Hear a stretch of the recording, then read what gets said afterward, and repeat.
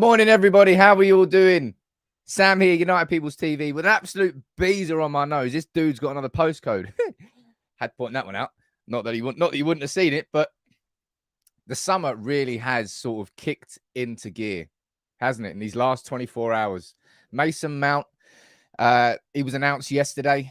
Then Mason Mount was given the number 7 shirt. We will speak about that in the comments. And then the Onana bid, 45 million. That's obviously been rejected. Man United going back with a 52 million bid. Quick. Unusual for United. We'll run through all of that. The main talking point for today is going to be, of course, that Jim Ratcliffe interview. For a man who's under an NDA, doesn't half like talking. Obviously, this was a book launch. I think there's a 25-year history of INEOS book that's being released, and he was questioned about the takeover there. I'm going to run through everything that Jim Ratcliffe had to say and the latest on the takeover from what we know.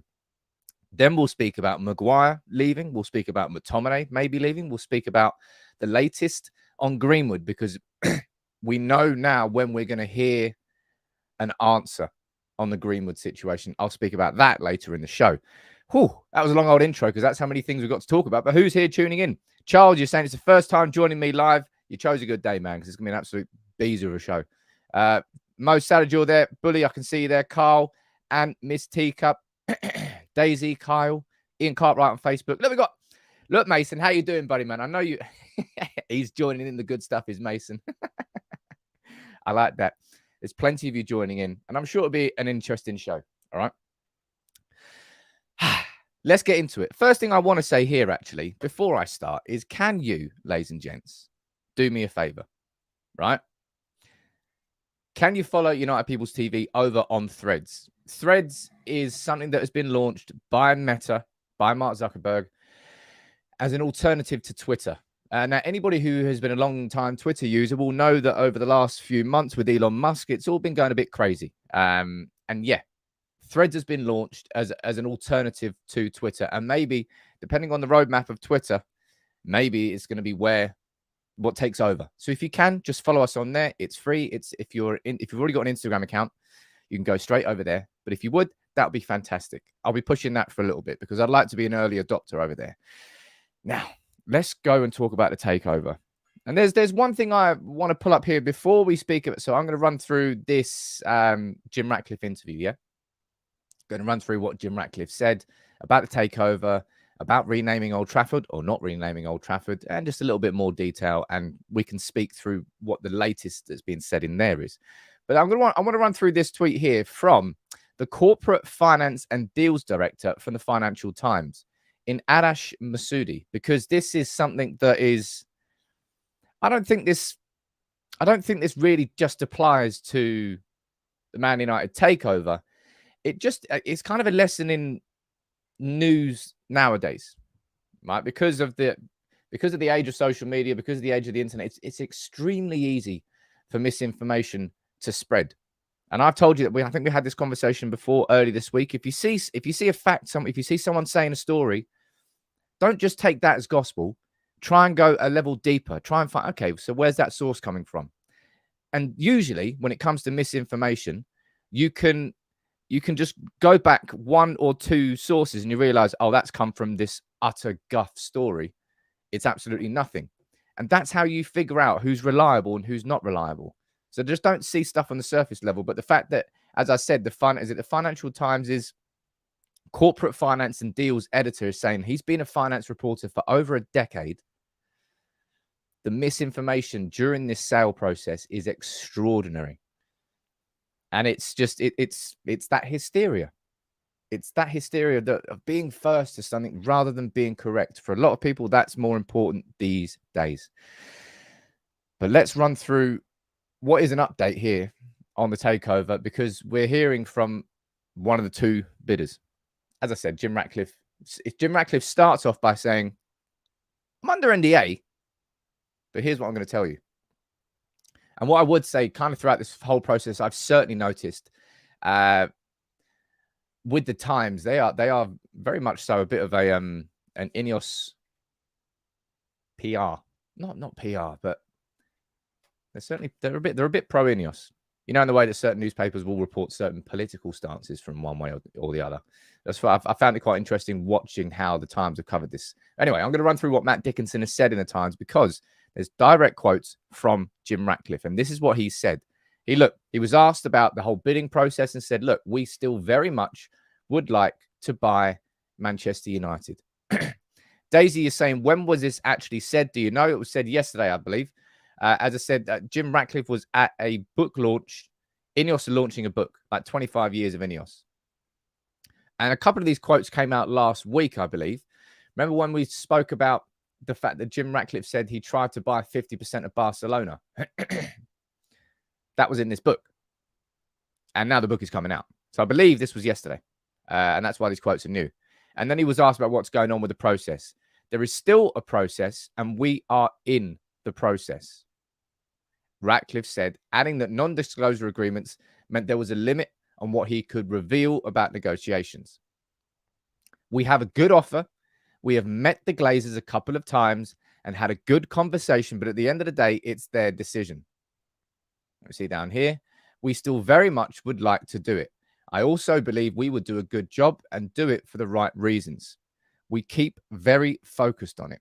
So Jim Ratcliffe there saying that, wrong one there.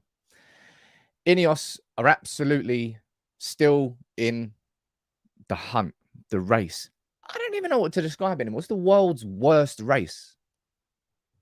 Just like walking through treacle. Rory's saying that the more I read about Jim Ratcliffe, the more I dislike him. Okay, that's fair enough. That's your opinion.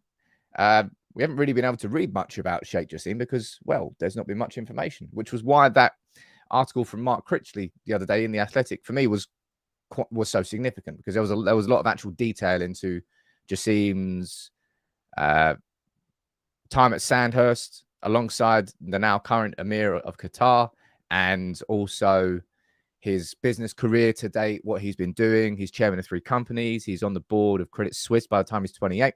I kind of know a little bit more information about Sheikh Jassim, whereas previously I didn't. Ferdinand there with, well, obviously, man, he's saying, at this point, I just want the Glazers gone, as we all do. But at this moment in time, we still are no closer to it. Now, this is probably as much as the quotes from Jim Ratcliffe there are interesting, he's confirming that as it stands, INEOS and Qatar, well, the Qataris, they both still got confidence. They've both still got confidence that they can be the winners.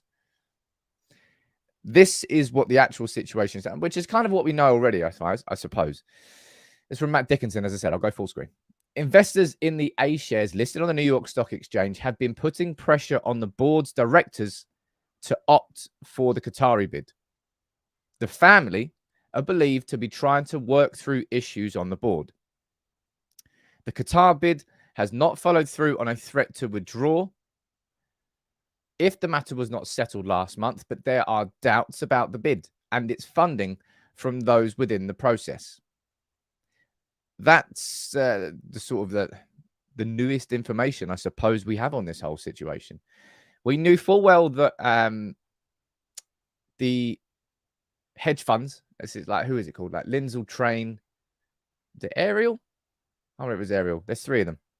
Lindsay Train's the biggest one, though. They're in about 18-19% of Manchester United. That they've been sending letters to the board saying, look, if you decide to go down the Jim Ratcliffe route, we are going to consider suing you. And look, Chris is down there saying, what a circus. And it's absolutely a circus.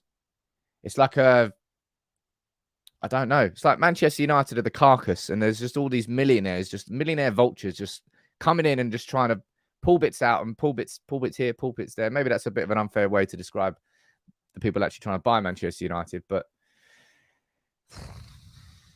I don't know when we're going to get.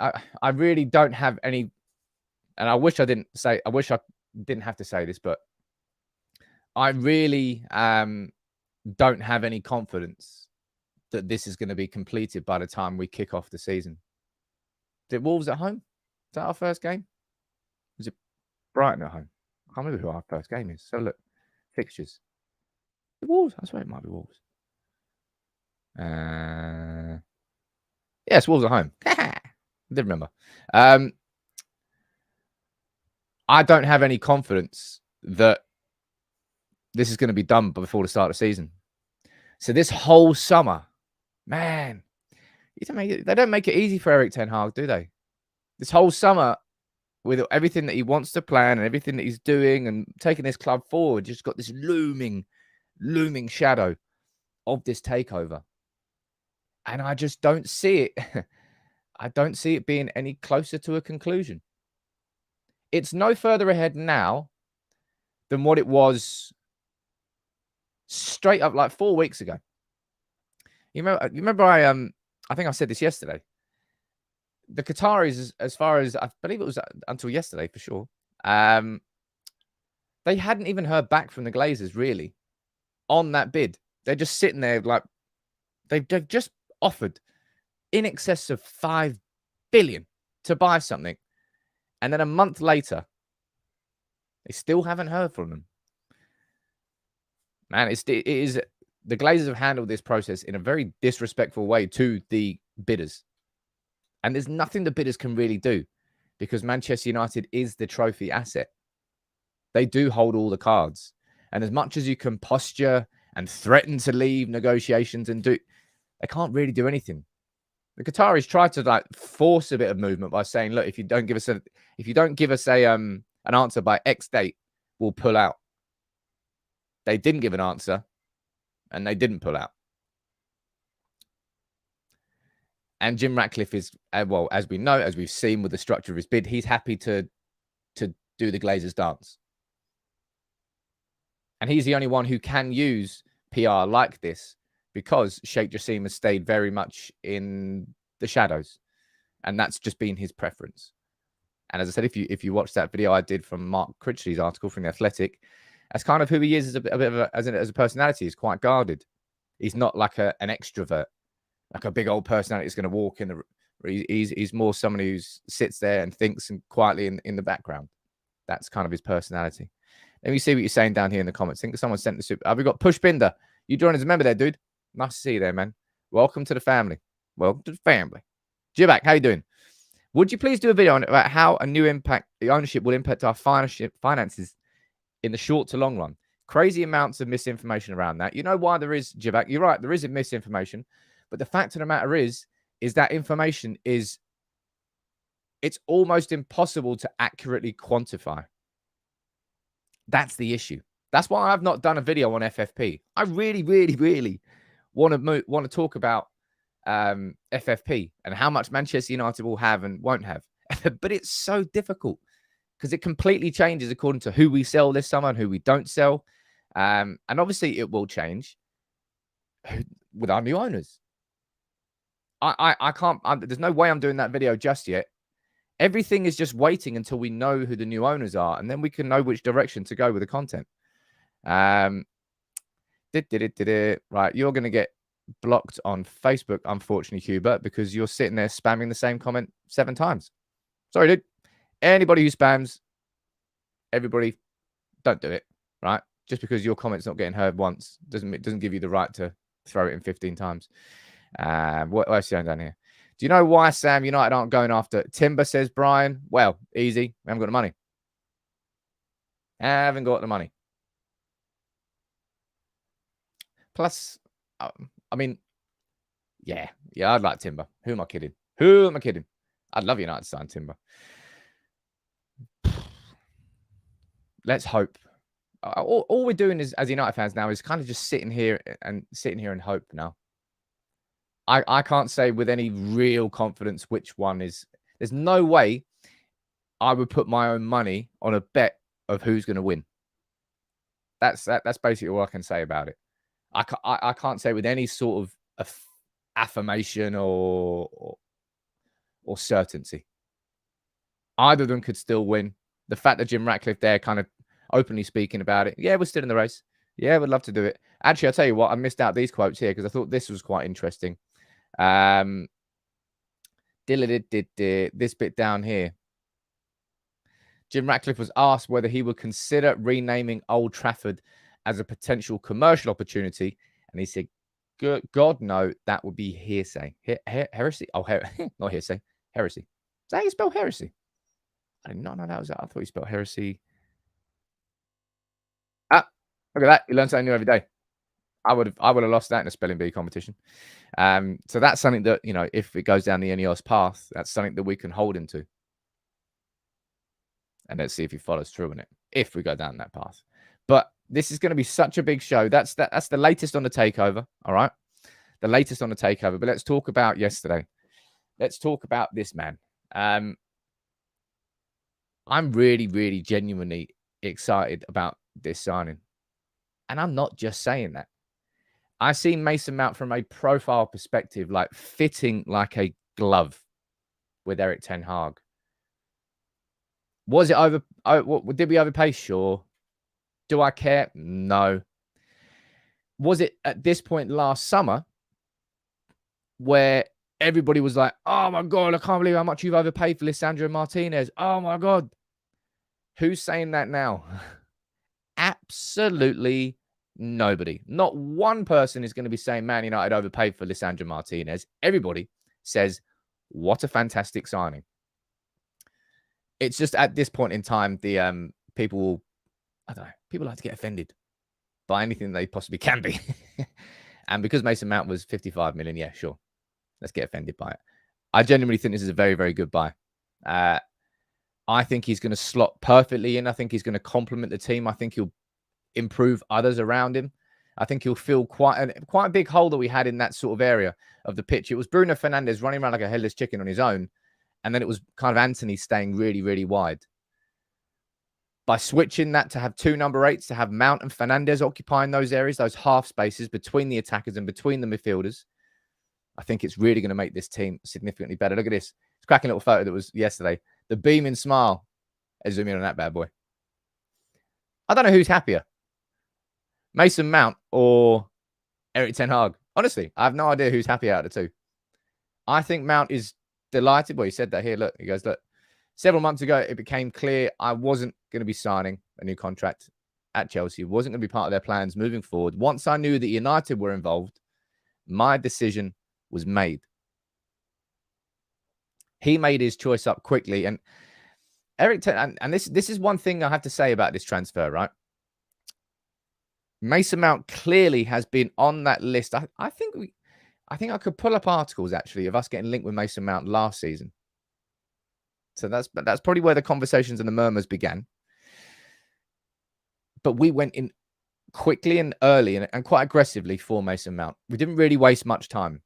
And we went 3 bids back to and fro. That was the signing that Ten Hag really wanted to get done. I suppose maybe Ten Hag and United felt that if United sort of allowed it to go on, that he could move to Liverpool or move to Arsenal.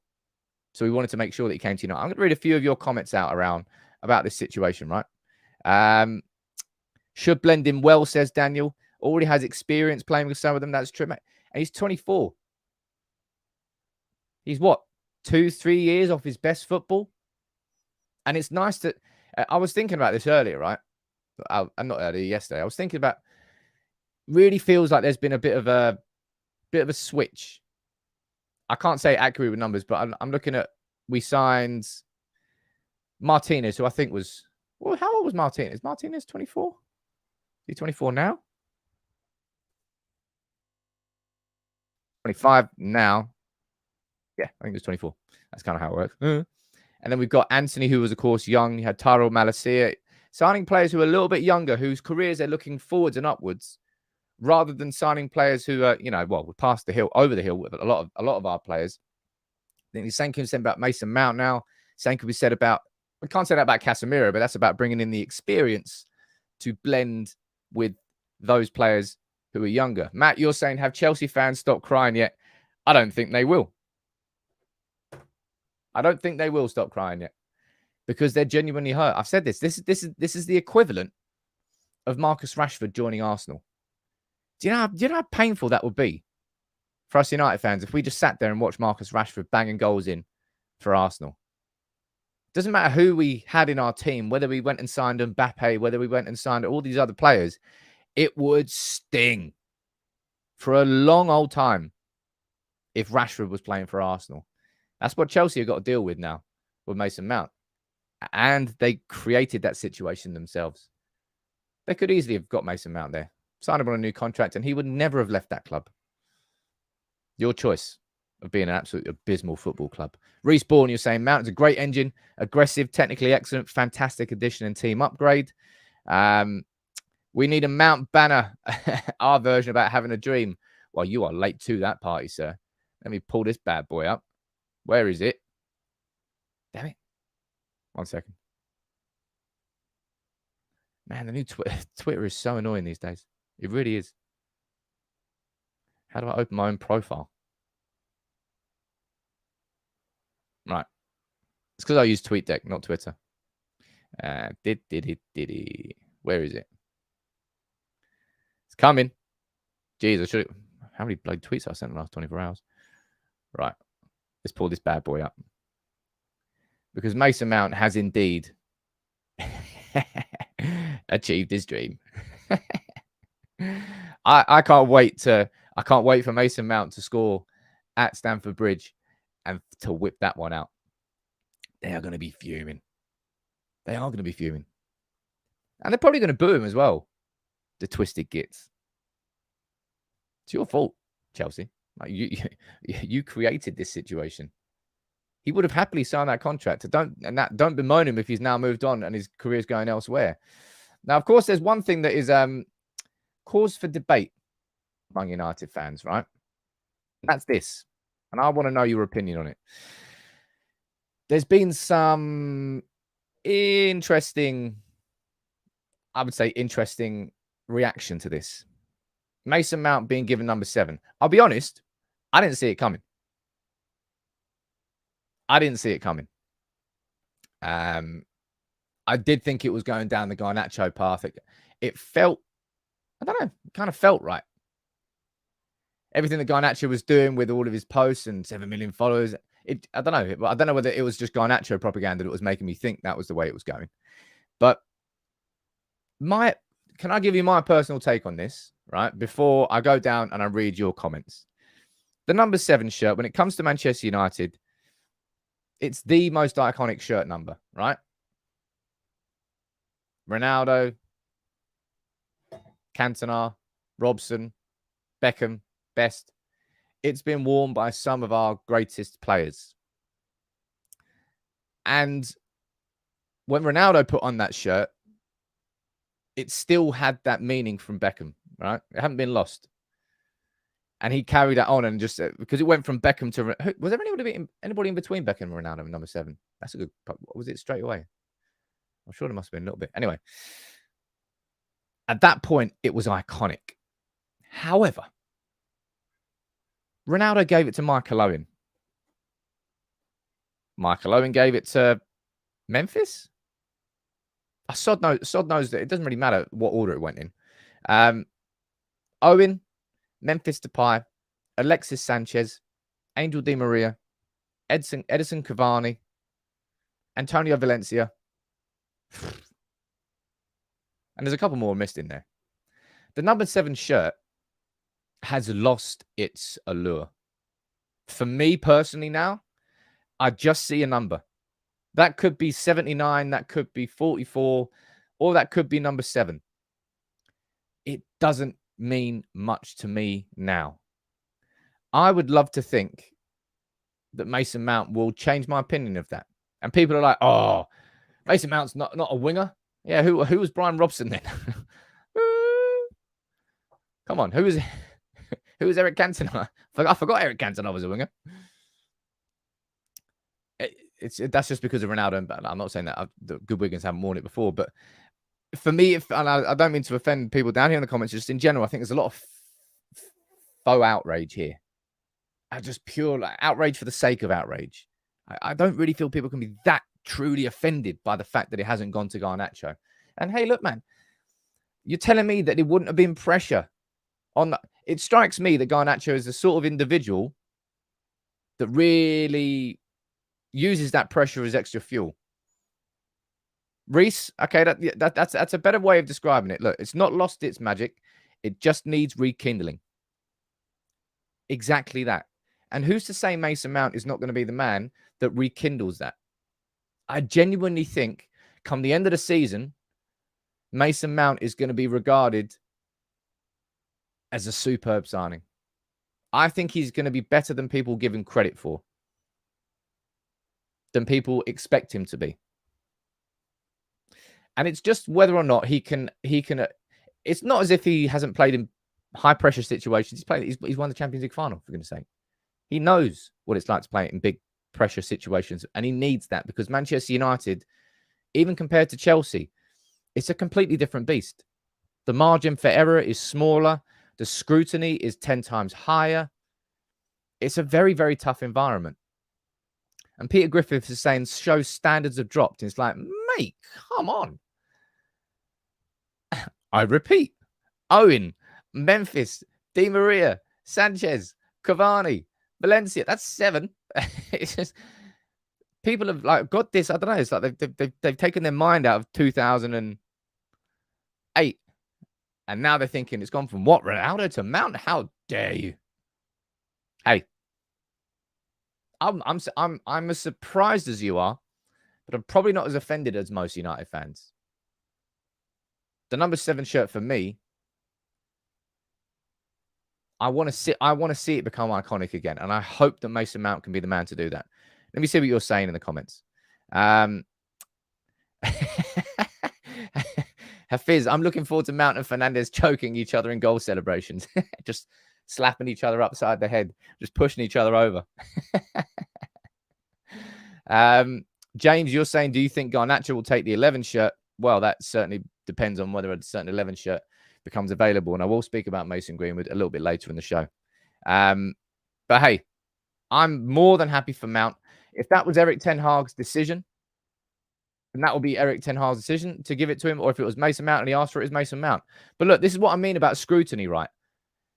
There is not one United fan. Surely there is. Maybe there are, and I don't know them. There's not one United fan that will be going, let me just sit here and compare Mason Mount to Cristiano Ronaldo wearing the number 7 shirt. No, Sammy Luckhurst. That will be the press and the media that does that.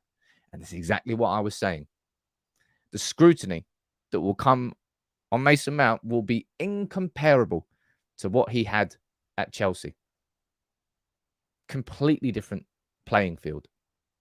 And the room and the margin for error is going to be significantly smaller. And even smaller now that they've got that number 7 shirt that media can use against him. As I said, the scrutiny is going to be intense. So just support him. I've no doubt you will. I've no doubt all United fans will. But imagine comparing. I'm just going to sit and go, wow, well, he's not Cristiano Ronaldo, is he? No, man, he's crap. It's funny. It's funny.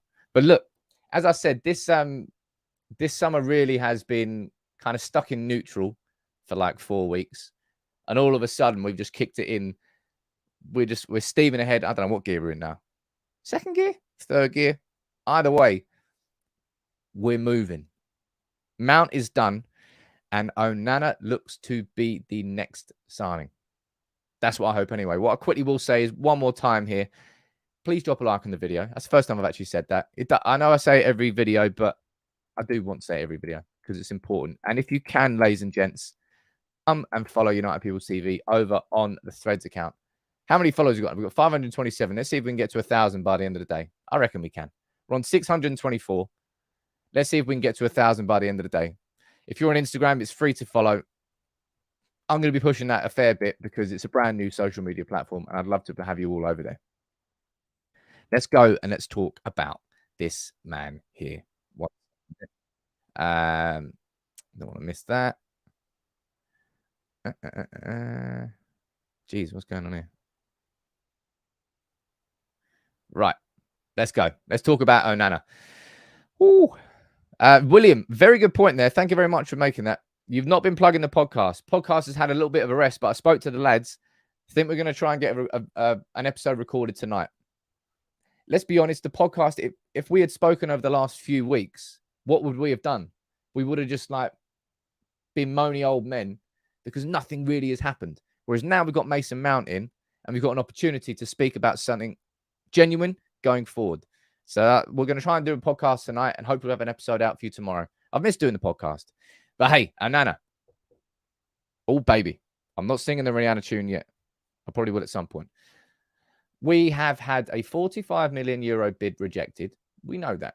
We know that Inter Milan's fee that they want is 60 million. What's in between that?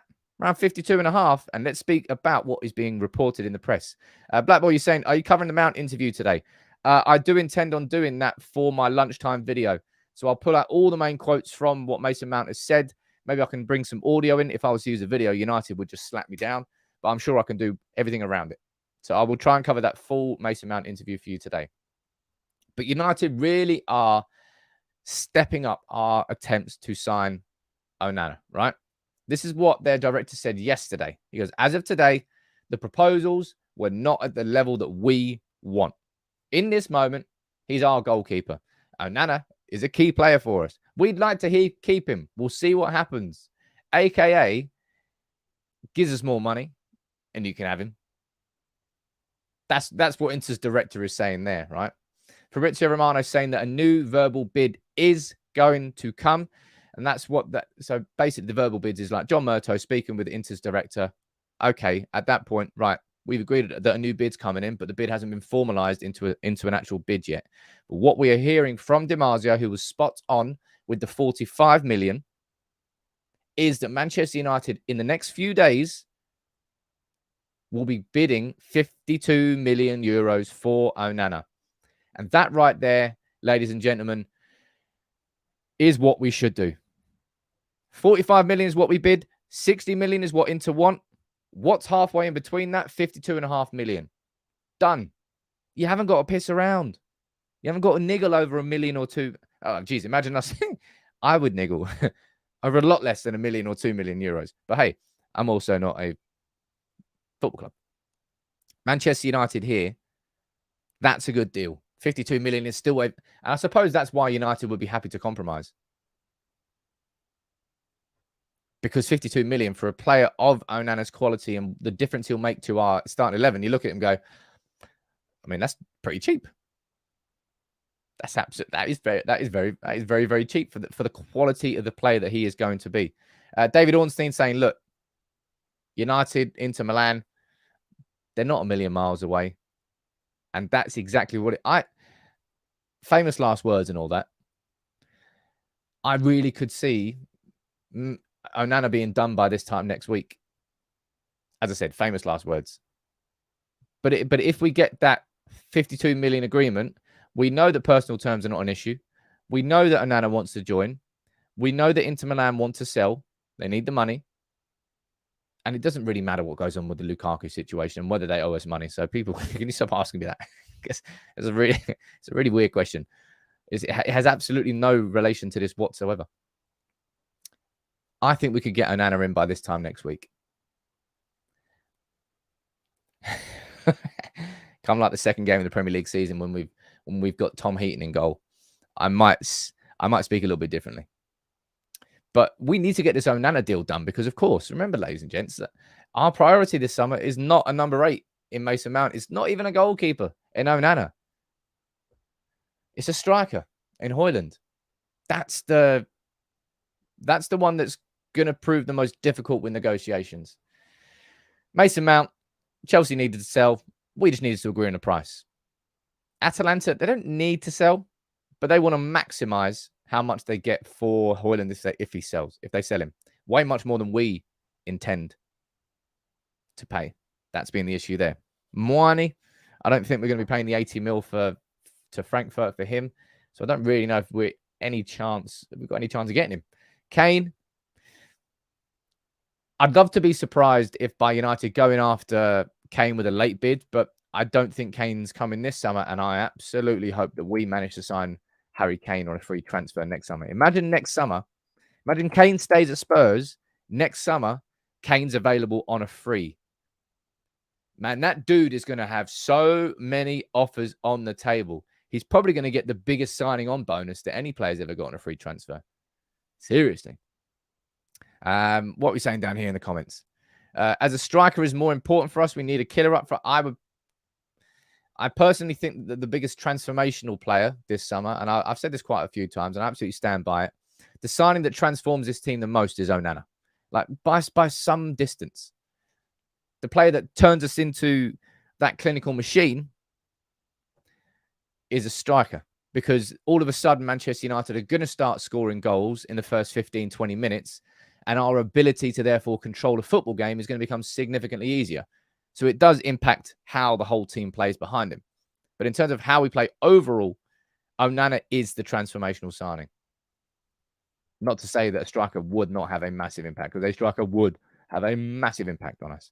Phil, how you doing, buddy? Thanks for the super chat. What are you saying? Why can't our recruitment department work on multiple signings at the same time? If we get new owners, that's something they should look at. Well, I mean, who's to say we're not? Right? Because we must be. We've been in talks, geez, with. It's just that we haven't gone forward with the bid. It's not. We haven't formalized interest in any other target. I imagine we are pushing ahead with others, but we haven't formalized it. Maybe we just haven't made a decision up in-house. We don't know about the budgets in-house. Maybe until you get past the transfer. But then I'm going to move on to talk about players being sold, because that's just, geez, I say every live show. It's true. Player sales are just as important, if not more important. Happy for joining the first time, says Captain. Nice seeing that. I don't know the first time. Seeing our club signing. Well, big up Mason Mount. Ron, how you doing, buddy? Onana reminds me of Barthez. He gave you PTSD. If you're old enough to watch Fabian Barthez, you know how they say that goalkeepers have got to have to be a good goalkeeper, you've got to have a screw loose. You kind of got to be a little bit crazy. Fabian Barthez absolutely ticked that box. I'm sure you've seen the famous one of him standing there whilst Di Canio just waltzed up and then just slotted it just to the side of him. Fabian Barthez was a bit, he was mad. But I think that's a slightly unfair comparison. And certainly in the modern game anyway, if you drop Barthez that we remember into this modern game, man, he would get kicked out United so quickly. Because he would constantly be like, all right, come on in, come tackle me. Whereas Onana is obviously somebody who Onana is somebody who he's pretty comfortable. Yeah, he's got some mistakes in him, but as he gets older, he gets better and better. So you can pull up old videos if you want. Onana's a good goalkeeper. Flashfire's got a soft spot for Barthez, though. Yeah, man. That team. It was like early 2000s. That was when we had like Veron, I think. I reckon, was it about that time we had Veron? I think it was. Man, our squad in that time. Van Nistelrooy was there. Rooney was just, I think man. Got Ronaldo. Man, that was a cool few years, man, as a United fan. We were just, you didn't maybe you didn't realize it at the time, but we were spoiled. Man, we were just watching the most incredible players constantly coming into our team. Anyway, on a flip side, let's speak about Harry Maguire. Right? This is the latest on Harry Maguire coming from The Guardian, saying that because Harry Maguire was given the pay rise after Manchester United got back into the Champions League, it's making it more difficult to sell him. It's because Maguire will be sitting there going, I don't want to go. I don't want to go. Maguire has no intention of putting in a transfer request. Maguire has absolutely no intention of forcing a transfer. This is the thing, right? Maguire's pay rise makes it difficult for him to be sold. And this is a genuine question, because I have no idea how much power do players truly have in transfers and negotiations, because Harry Maguire is an asset of Manchester United. We pay his wages, just like we do with any other player. He's contracted. He works for Manchester United. He is an employee of our football club. If at any point we decide that we want to terminate his employment, like Ronaldo, we can do that immediately if there's breach of contract. But if we want to go, we don't want him anymore, then why is it that we just can't sell him? Why is it that his wages would become a problem? Can Maguire just simply go, no, I'm not moving now, I'm staying here?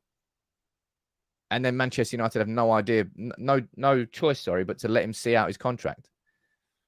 I don't know. I genuinely don't know. So I'm actually curious about that. But we really need to. You know what? I genuinely think, and I'm going to say this quietly, right?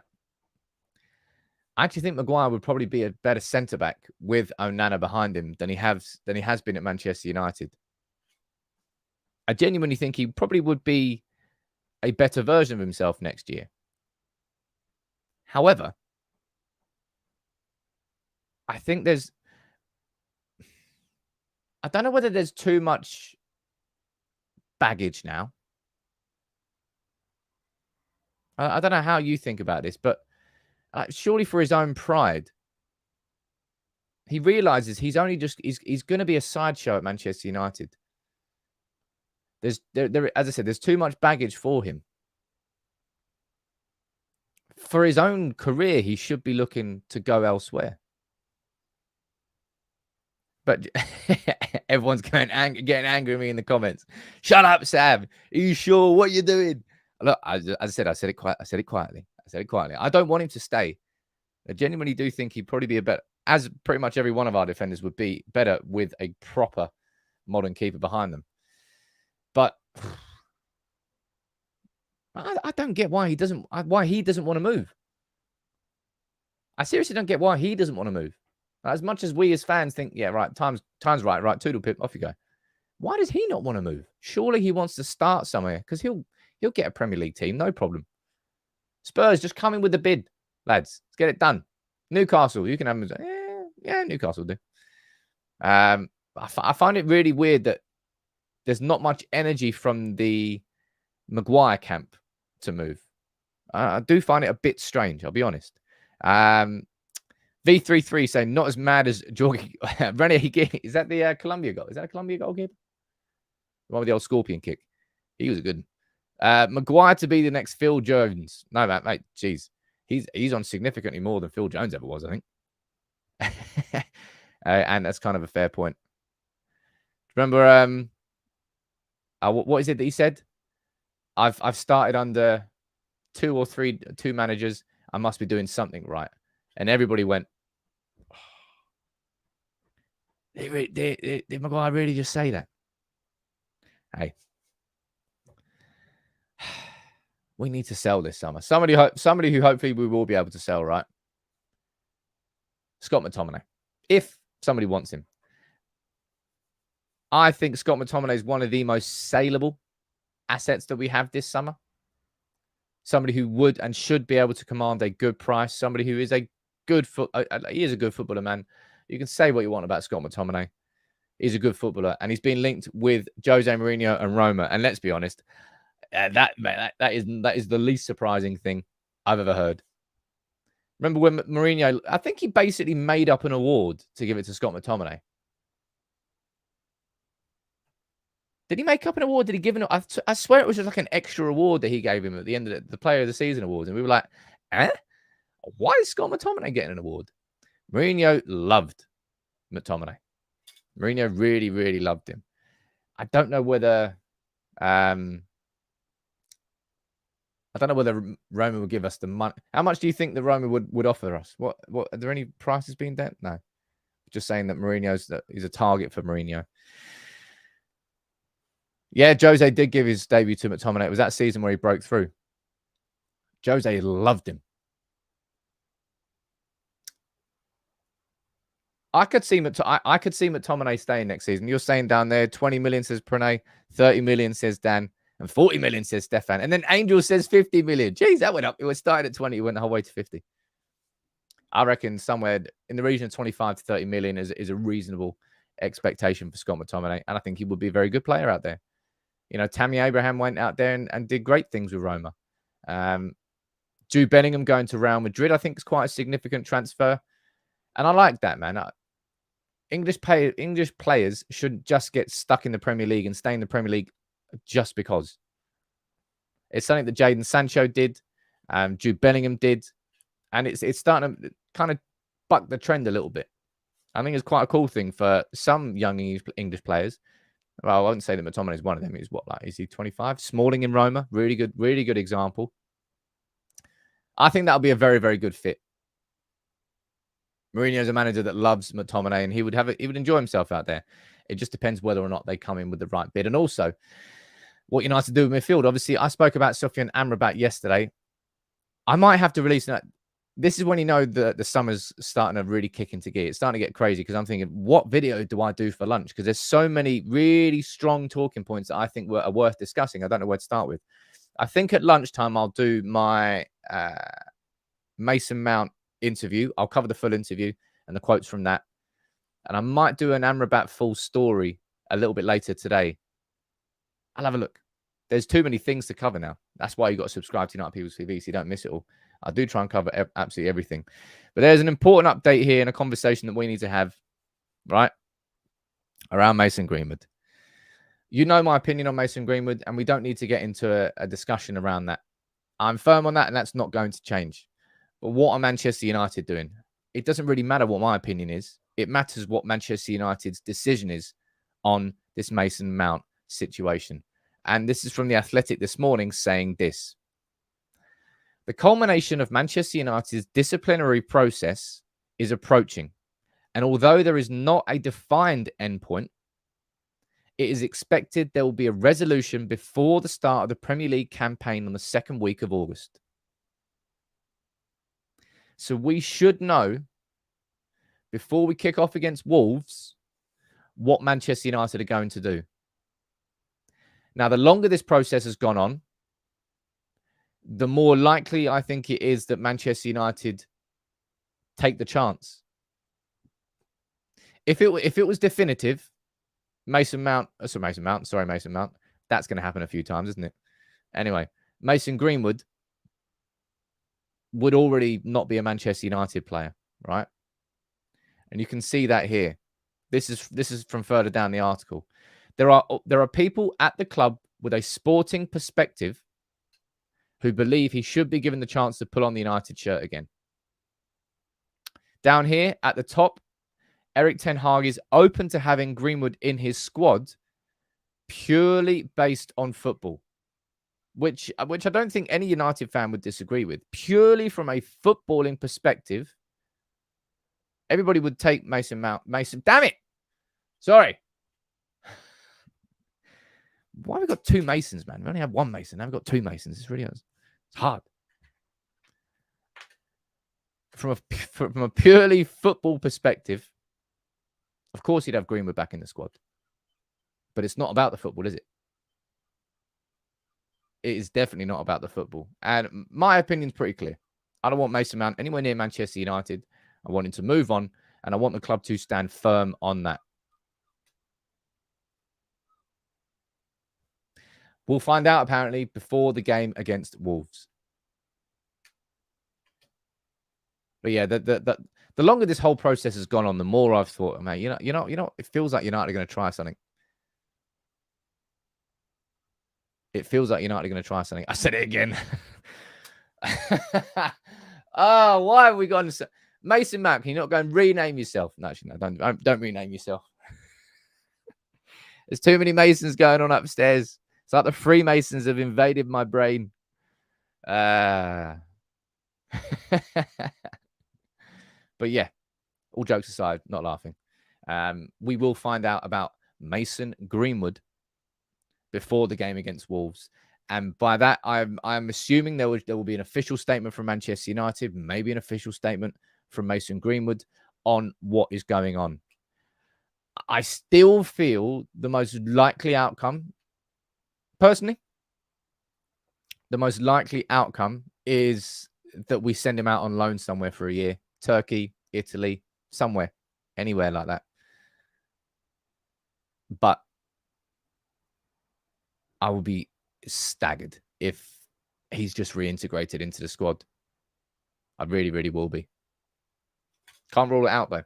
So we have to wait and see, but we will know before the game against Wolves. So that's 4 to 5 weeks away. Let's find out. A quick summary. I'll do that at the end of the show, like I try to do every single day. Make sure you drop a like on the video, if I can say that one more time. It does make a big, big difference. And if you can, go and follow us over on the Threads app. That's 3 times I mentioned that today. Look at that. I'm spamming it. But look, it's a new platform, and I'm going to be putting lots of work and time and effort into it. So it'd be great if you can come over and follow us. But yeah, we've heard from Jim Ratcliffe, the man who's under NDA. speaking at his INEOS book launch, saying, look, they are still in the process. INEOS are still in the race. And we wait and we wait and we wait, right? We've got wrong photos. Mason Mount obviously signed yesterday. His interview has gone out. This is one quote from it saying, but as soon as Man United came in, I knew that Chelsea didn't want me, but as soon as Man United came in, that was it. That's all I wanted. I'm going to run through the full interview in my video that will be going out a little bit later today at lunchtime. All right. And then maybe later on, I'll do an Amrabat full story as well, because I think that's an interesting one. Siegs, why is a billionaire writing a book?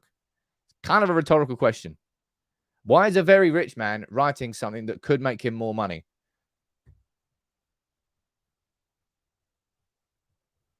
Oh, yeah. To make more money. And also tell the really exciting story about INEOS, which everybody wants to know. But look, thank you everyone for tuning in today. Mason Mount, Mason Greenwood. 2 different people. That's going to happen so many more times. I tell you that. Big up to everybody. Thanks for tuning in. The summer's really kicked into gear now. I can feel like I've been scrambling around this morning trying to get everything ready. It's going to be a busy one. And we've only just got started with Mason Mount.